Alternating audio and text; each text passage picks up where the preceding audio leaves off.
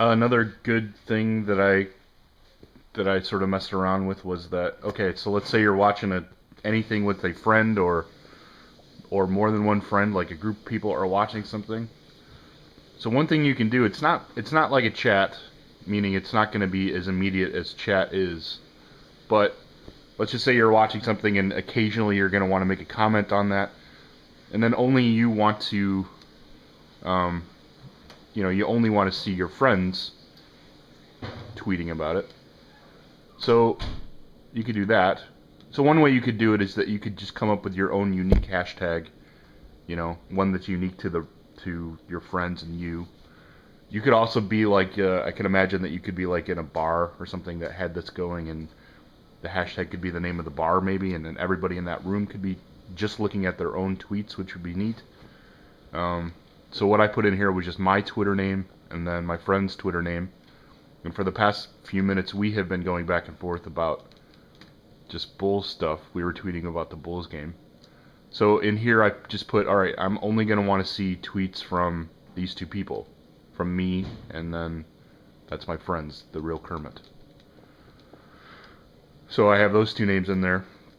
And then you hit, again, start showing the tweets. So then this was our conversation that we had for the past few minutes. And what I see is that it seems to refresh. I have it on, more refresh or whatever the option was to refresh more. It seems that the new tweet will show up after about, no more than 30 seconds about. But then it will also then cycle through all the previous tweets. So there'll always be something up there. And then it seems to be the cache of tweets is about 10. So if you're tweeting back and forth 20 or so, it'll keep showing the last 10 about, it seems.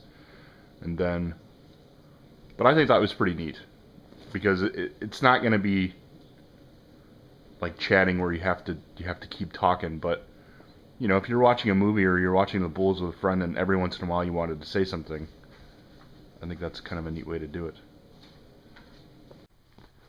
So obviously one of the best things of Twitter, or one of the funnest things about it, is that you see the fights that go on Twitter between people. So I just went to the trending topics again, and this one is on there now. This one popped up. We support Kim K. Of course, Kim Kardashian. So I put that in there, save it, start showing those. And then, of course, you get the back and forth between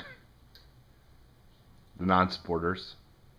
This might be the one where you would want to put on the language filter. I saw a couple F words get through. But again, what's good about it is that clearly this is probably trending because this is on TV right now. This Courtney and Kim show.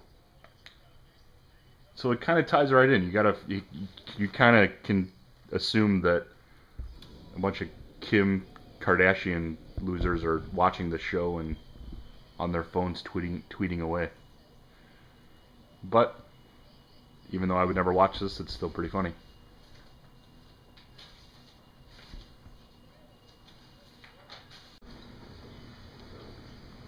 So this is another real-time look of how I've been using it a lot. Social GTV, which is to watch sports.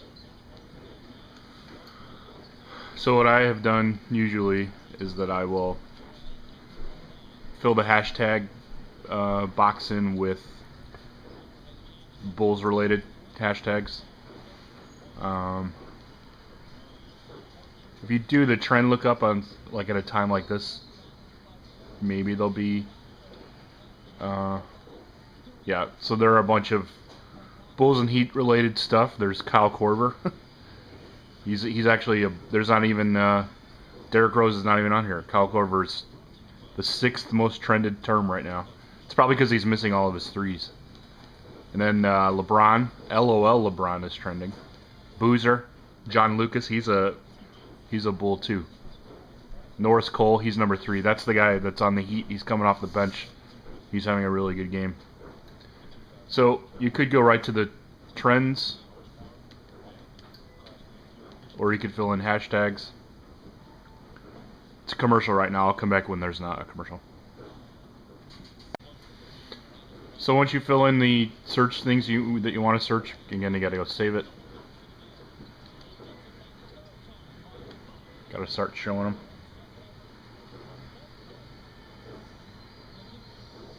This is another place, another reason why the layout of the app is good, because some channels will put the score at the top, some channels will put the score at the bottom, and it's good that you can change that.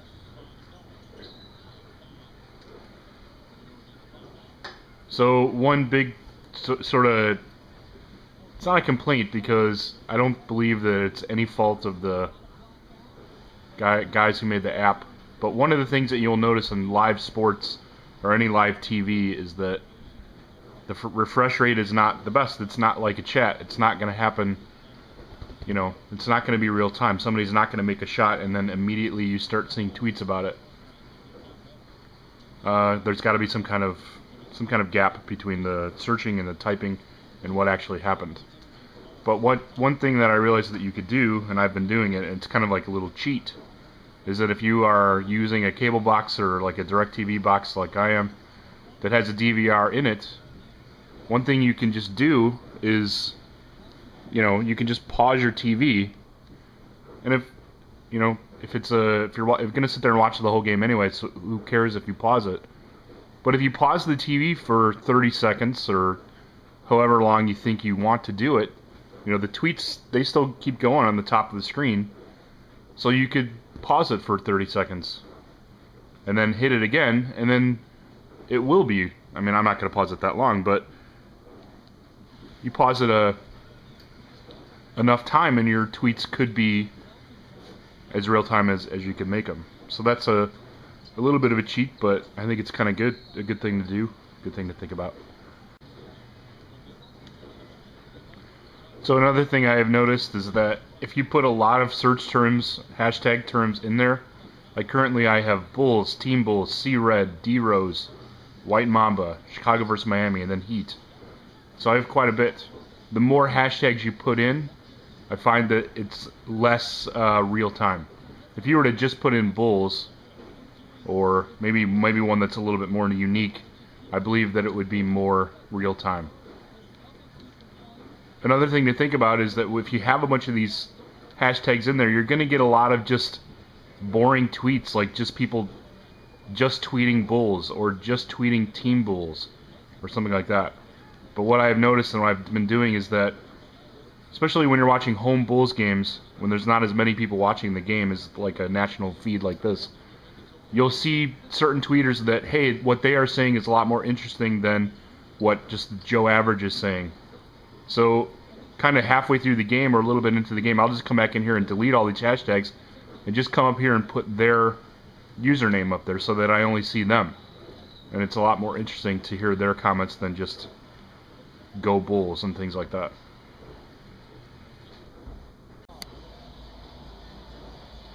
So another good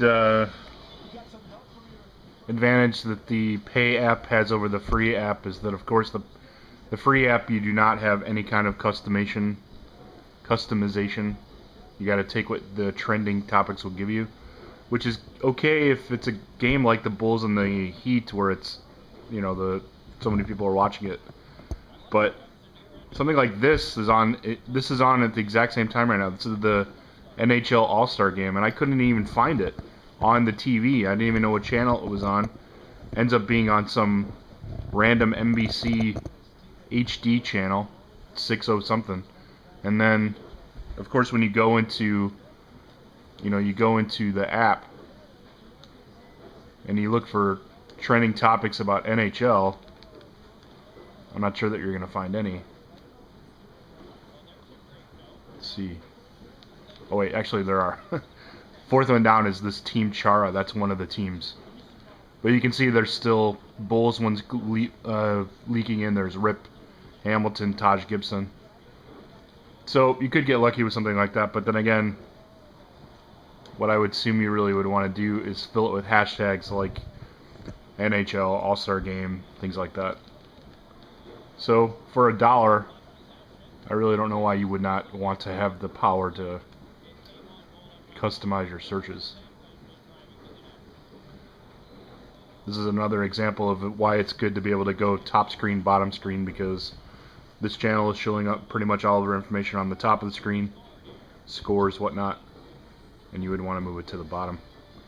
And this also might be a reason that you would want to put the color gradient on the bottom too, because it's white ice. So if you put something like, wait, if you put something like blue or something underneath it, it might make it look better.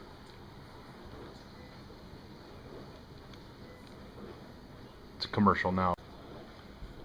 So that's where you can see where the color gradient would work at the best, I think, because of the white ice on the bottom.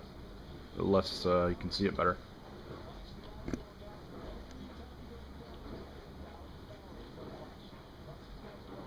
From what I can read from these tweets, this game must be pretty boring. Nobody seems to like this. Probably will be the exact same thing for the Pro Bowl later today.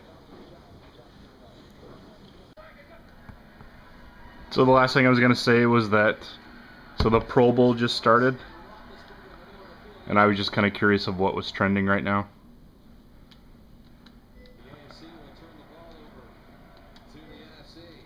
So Pro Bowl was on there, but I wanted to see. So it looks like the Pro Bowl is dropping in terms of trending topics. The SAG Awards, which has kind of come on in about 20 minutes, that seems to be the majority of what people are wanting to look at. I see a lot of celebrity names on there. So all in all, I think it's a really good app. It adds a lot to add sort of this different element to just regular TV watching. The free app is good as well. The only option you get is the trending option. It's the same thing basically as this screen. You can just search for or display any of these topics on your screen. That is obviously good when it's event TV like a Pro Bowl or next week's Super Bowl, or if it's like an award show. That I think that works well. But once you get it, and once you see the 99-cent version, which is definitely worth it, then of course you can, being able to customize it, I think would make you want to buy the real one. I'm intrigued and kind of happy with how many updates have happened even so far. I've had about a week and I've seen updates already. So I like the fact that it is improving. There are certain things I wish it could do. I would like to be able to put my own tweets in just right from the keyboard. I do it with my phone. I mean, that's convenient too, but I think that would be good, and I have a feeling that might be coming just from what I've sort of can sense. Yeah. I think it's definitely worth it. Check out social GTV for Google TV.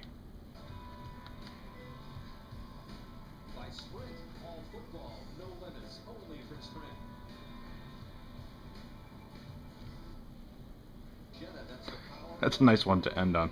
The Pro Bowl is gay.